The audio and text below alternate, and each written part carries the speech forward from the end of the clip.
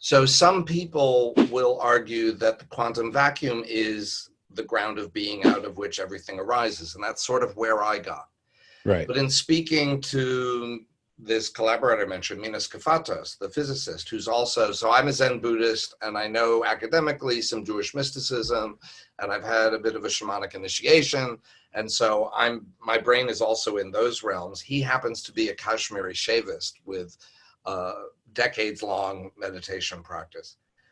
And if you just rest with Western philosophy, and everything we've said is completely in keeping with Western philosophy, with the exception of Descartes and the logical positivists of the Vienna Circle, that's worth a podcast. But Right. I'll leave that for now. And then complexity theory, relativity, and quantum mechanics. You put that all together and you get to where we've gotten. Right.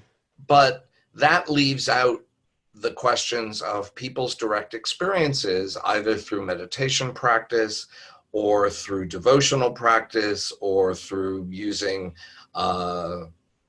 molecules like psilocybin or LSD, et cetera, et cetera. All of these produce vivid experiences of there being something even further below this, the non-dual realm, in which differences between things disappear. You can't apply descriptions. And what all these different cultures of practice describe is sort of in different terminology, because it's coming from different cultures, but kind of basically pure awareness. Right. No subject-object split. That's what we mean by non-dual. There isn't a me and an other, one observing the other. Science depends on that. At this level, though, beneath the quantum vacuum, that disappears into no subject-object split. It's the realm of non-dual pure awareness, awareness of awareness. And people can reach this through these different practices. I wouldn't be surprised if you guys have had a taste of it. Couple tastes. Yeah. So if that's pure awareness, how does all this happen? The Kashmiri Shaivists dive down in their meditation practices and philosophy in great detail to describe how non-dual pure awareness begins to separate itself into subject and object. But it isn't just a snap like that. It's a graded process. And as that happens, as you develop that subject-object split, that implies distance, both in space and in time. Right. And so as duality, subject-object, evolves from non-dual awareness, you get space and time. When you have space and time, you have space-time, the energetic quantum vacuum. And then you have stuff erupting from it. And then you have the entire universe springing into existence. So wow. That's what Minas and I have been writing about, and a bunch of other people, particularly if you look at Bernardo Kastrup, K-A-S-T-R-U-P. Right. You should talk to him. You'd have a really good time with him. Okay. We can hook that up. He's a philosopher who writes about this really brilliantly from a Western philosophy point of view. Yeah. That's awesome. Send it. Yeah. So that's sort of where I'm thinking about things now, that everything is in fact just pure awareness. And in awareness coming to know itself, the universe comes into existence. Yeah, I tried to explain the concept of that and parallel with it how our human minds work on the delineation and the lines of demarcation of the layers of consciousness that we have that only get a certain amount of information because that's a maximum level of information or an optimal level of information that a certain level of your consciousness can handle.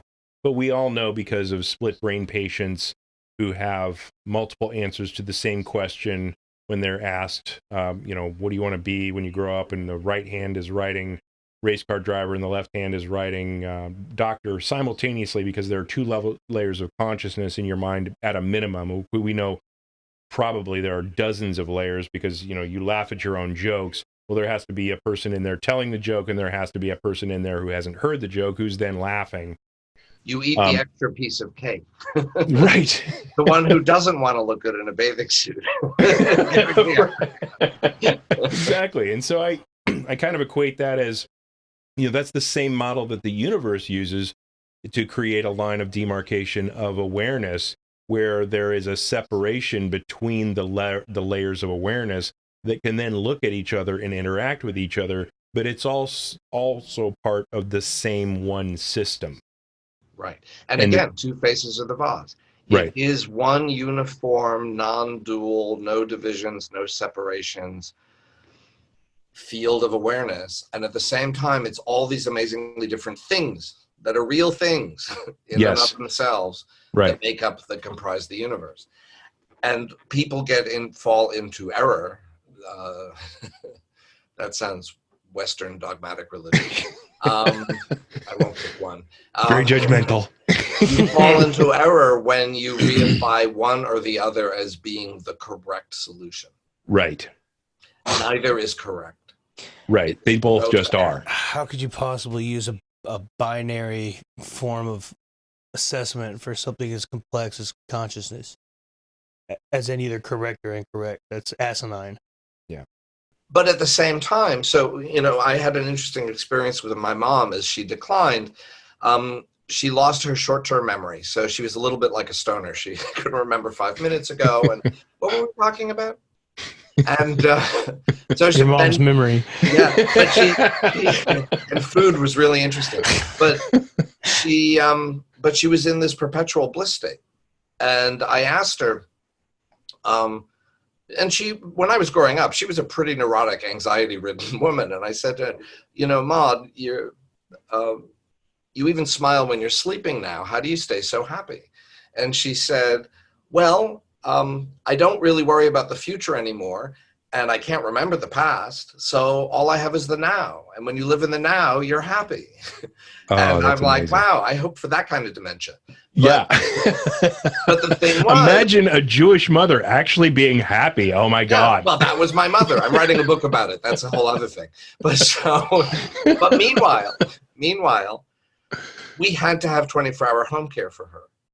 She was suspended in this profound bliss state in which she was having visits from dead people. She was having spirit guides from the universe appear to her, and she was perpetually blissful, not just mildly entertained. She was in this bliss state, but she couldn't feed herself. You can't live in the realm of the non-dual. You'll cease to function as a living. Right. So it's slight hitch there. Right. But if you insist that this world of differentiation in which we feed ourselves, we have sex, we eat, we have our jobs, we have our games. If you only do that, well, what have you got? Right. You're missing the other part that gives all of this meaning and context. That's amazing. And see, that's why I love the model and the reverse cascade that explains absolutely everything, because as you raise every level, you work from the quantum foam on up with this self-organization up through solar systems and galaxies and galaxy clusters and superclusters and ultimately the universe itself. The whole catastrophe, as one of my Zen teachers says. Oh, right, yeah. And you get to the point where you're like, the whole thing is one, but that's exactly the same existence down at the quantum foam, where the whole thing, the non-local field, and we know that, quantum mechanics is a non-local phenomena where it does not have a limit to its expanse and has to be everywhere the universe is, lest the universe not exist, because the quantum foam is the reason that the entire Newtonian classical model can become the classical model. Is you've got the small bits of the smallest bits being created. That is not a divisible thing. There's one thing, and then that becomes the one thing of the universe. And to try to delineate that we are individuals anywhere inside that model, where it starts at one and emergent properties then downregulate all the way up through every portion of the existence to where we get to everything is one again, I mean, that's a tough nut to crack when you're trying to say, I deserve this lane more than you do. Right. Or I deserve more money than you do, or my politics is more important than yours, or my political belief or my religion is better than yours. I mean, that's a really slippery slope. Yeah. It means we've forgotten the other part. Yeah. Right. Well said. Yeah.